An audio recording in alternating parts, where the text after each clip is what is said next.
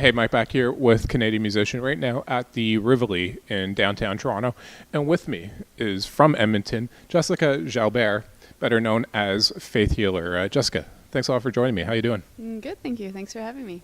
And of course, just recently, I think it was about a week or two ago, latest album, third album, but your first, I guess, officially as a duo with Rennie, which we'll get into, is out, called Try, with the wink emoticon. Yeah. It's not called Try Wink or something like that. No, it's called Try. It's called Try, but you gotta wink when you say it, basically. Yeah. There you go. You just mentioned you're heading back to Edmonton tonight, driving on your own. How have the shows been going so far, and I guess in support of the new album?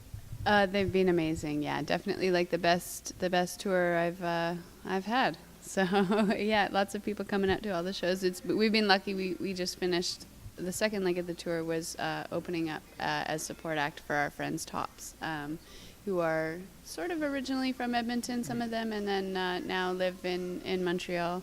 And yeah, we were just so lucky to get to jump on a tour with them through the States, and it's great. It was great shows. Yeah, we had a good time. I want to get into the making of the new album Try, which is a fantastic record. And I know you've worked with Rennie before. I should just to clarify for people wondering, Renny Wilson, drummer, multi-instrumentalist. Now, I guess officially the second half of what is now a duo, yeah. Faith Healer, which started out as your solo project. I guess having worked with Rennie before, what was behind the decision, first of all, to make it a duo officially and bring him in that regard? Basically, that decision was made because it was already the way things were going, basically. So yeah, this is the third album that I've recorded under my own, as of my own songs. Yeah. And we've worked together for all three.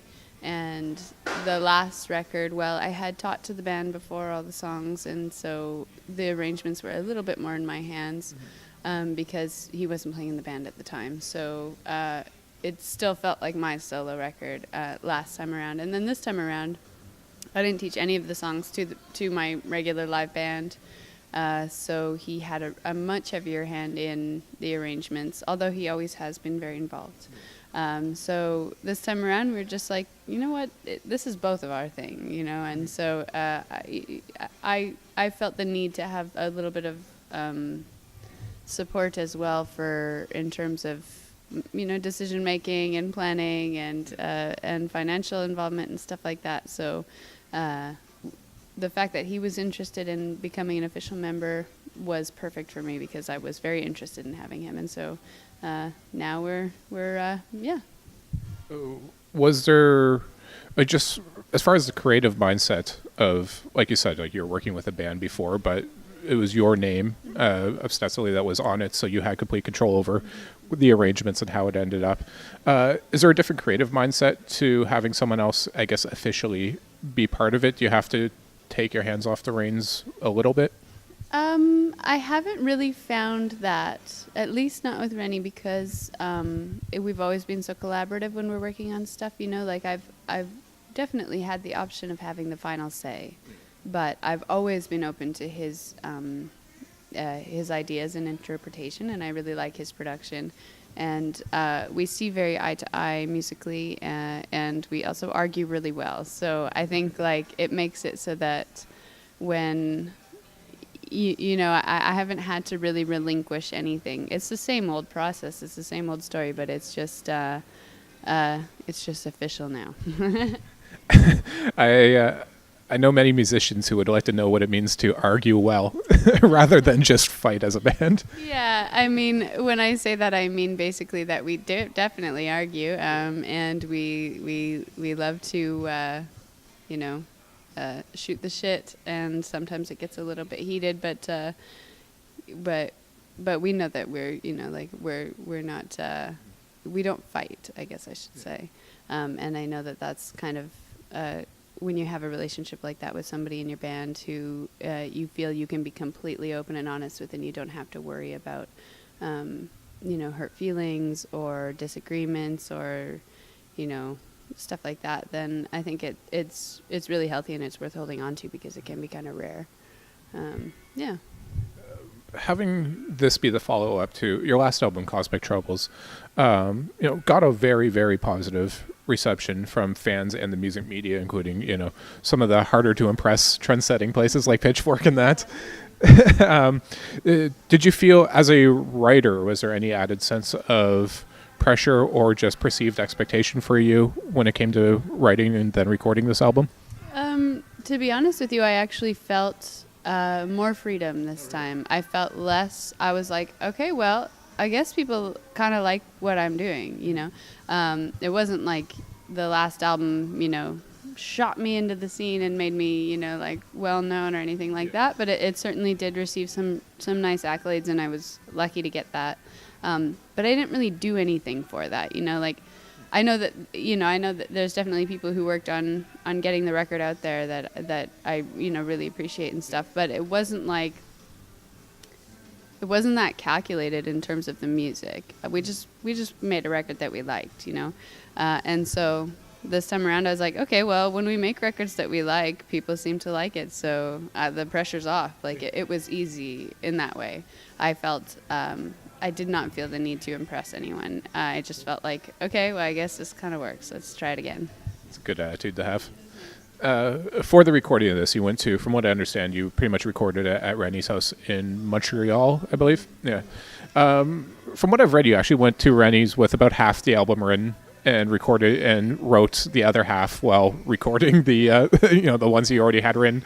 I'm wondering, to me, the album sounds very cohesive, but I'm wondering, for you as the writer-creator of it, do you notice any kind of difference between the two batches of songs in any way? I actually have to really think about the songs themselves to remember which ones I had already written and which ones I didn't. And part of that is just like I'll listen. The other day I was listening back through some of my older demos that I had sent Rennie in preparation for the recording, and I was like, oh yeah, I thought I wrote this one at his house. I guess I wrote it at my house. Oh yeah, this one I didn't have a demo for. Oh yeah, I wrote that at his house. So I think it was, it's a very comfortable atmosphere at his studio there, and we also worked back and forth. He came to Edmonton a couple times as well, so it wasn't all done in that studio. But I feel like it was essentially the same feel writing there or writing at my own house, because his studio is a home studio, so I'm still just writing in my bedroom. So I guess one of the benefits to a home studio is you have the luxury of time. Of course, in the promo material for the album, there's a bit of a story there about, I think you recorded 4 or 5 hours of jamming just to whittle it down to the 5 minutes that became the song Lighting of Love. That's it. And hey, just how do you do that much editing? Is it like 5 consecutive minutes within that 4 hours, or that little bit there could be a song? Or so for that song in particular, which is just kind of like a balls to the wall rock song, we didn't edit each take. We just played it until we thought we got what we considered a good take. And it just took a really long time to get there, because that was one of the earlier songs that we recorded, and we were sort of getting our feel going again, and it was a fairly quick and intense drum beat to be playing for, I think the song's about 5 or 6 minutes long, and it took us both a while to finally get into that zone where we're like, okay, yeah, here's the song. So when we say that we recorded for hours and hours on end, we did, but we only used the last 5 minutes. The rest is just never to be heard outtakes, basically. How different is that first 5 minutes from that last 5 minutes? Is it the same song, just a little better, or is it very much different? It's pretty much the same song, but there's a few little add-on. The song is so basic, it's so straightforward. There's not a whole lot that actually happens aside from some wacko riffage, it's not there's a bridge or anything like that. It's one of the most straightforward songs on the album, I think. So the song itself is the same, but we did, by the end of it, we had added a few little things to try and distinguish it a bit. So yeah. Just to back up here, because we haven't met before, so I've never had the chance to ask it when it started. But I was just interested by the fact that you had started recording under your own name and with others, and before switching to the moniker Faith Healer, which was still, like we've mentioned, essentially a solo project initially. You said that it was so that we didn't get kind of cornered into the whole singer-songwriter, preconceptions and that kind of stuff. Just wondering why for you that was important to have a moniker that could be anything. So it was important for me because I want to rock, and not that you can't rock under your own name. I mean, Joan Jett, but I just found that, for me, it takes a while for me to break out into to level up, basically. And I had been writing these sort of like sleepy time songs because those were the only kind of shows that I was getting with sleepy time shows. And it was because I, have this sort of, soft, easy to hear kind of voice. There's nothing, there's no edge to it necessarily, or there wasn't when I was working on those songs. And I didn't really know how to, I didn't know how to get booked for a show that had a band in it, really, to be honest with you. And so I was like, well, maybe I should just pretend I'm a band. So right before we put out Cosmic Troubles, the last record, I was like, we had talked about this name, and we just decided to put it out under that name. And it was more for me just to feel the freedom of not having my personal first and last name on the cover of a record, Now I can do a solo record if I want, and I kind of like having that freedom. I kind of like the idea that when you hear the band name, the only preconceived notion I hear now is, so are you a religious band? So, which we're not, but yeah, it makes it a little bit more easy for people to look into it rather than assume, I guess. Just the idea you mentioned there of being booked for sleepy time shows, like you said, so you write sleepy time music. And it's funny, I talk to a lot of bands, whether it's folk artists, indie rock artists, whatever, who say like often the live show will be a lot more high energy, upbeat, loud than the album itself.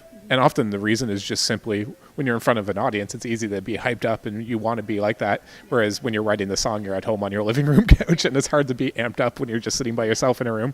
Have you found that experience too? Is there a mood difference between the live show and the album? I have really found that. And actually I was having this conversation yesterday with Rennie when we were driving back, where we did all these songs together in the studio, and we really liked just working with each other rather than having too many cooks in the kitchen, because it makes it really streamlined, even though it's a bit slow because we're playing all the instruments. But after having we put the album out and we left the next day for tour, we've been touring it for 3 weeks, and now I'm like, man, I wish we could re-record the album, because like all that energy live, when you let it out, it just feels like you've figured out what to do with the song now, and so I have my slight regret is just not performing any of these songs live before recording them. That's the way it went, and that's the way it'll probably go again next time, but I'm definitely going to be cognizant of the fact that that with an audience in front of you, you really you can see how the song is affecting them, and you can kind of just by their response, whether or not they're bobbing their head, whether or not they're smiling, whether or not they're enjoying it, and you can kind of take it whatever direction they seem to like. And usually that ends up being a direction I like too, because I think, music is really intuitive, and the way it affects people is, in a live setting is really natural. So, yeah. And just before we wrap up here, and like I think you'd mentioned before we started here, heading back to Edmonton.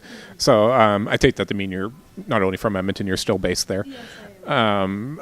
Just curious, because like it's not like Edmonton's a small town by any means, but like obviously the industry infrastructure in our country tends to be centered into 3 kind of major metropolises: Vancouver, Toronto, Montreal.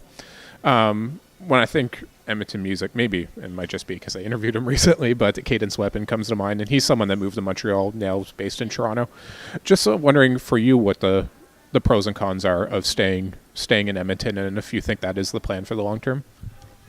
You caught me the day after a Kick-Ass tour, so I'm like, I want to get I want to just keep rocking. I don't want to go home. But I am. I love Edmonton, and I heard somebody years ago describe it, and I thought that was appropriate. As the farm team for Canadian music. Like, you know, everybody kind of, like not everybody, but a lot of Edmontonian bands have branched out and done very well for themselves through moving away and just really pursuing it. But you find Edmontonians all over the world. It's so funny on this tour, you know, every night we're somewhere and they're like, oh, yeah, so-and-so's from Edmonton, or I'm from Edmonton. You know, like it's the kind of place a lot of people leave, but it's not the kind of place I wouldn't be proud to say I'm from. I have family in Edmonton that keeps me there. And so it's the kind of thing where I'm not considering leaving. Sometimes I think I'd like to, but that family card is a trump card for me. So I'll be there, basically. But not to say that I wish I could leave. You know, I love Edmonton. It's a great place to be, and I have the luxury of being able to go on tour quite often. So it's really a great place to call home. Family's always a good reason. And well, Jessica, honestly, I really like the album. Again, for folks watching, listening, it's called Try. If you're typing it, has the wink emoticon. And but honestly, I love it. Glad the shows so far have gone well. I hope the upcoming tour goes equally as well or better. And just thanks a lot for making the time for this before your long drive. Thank you very much.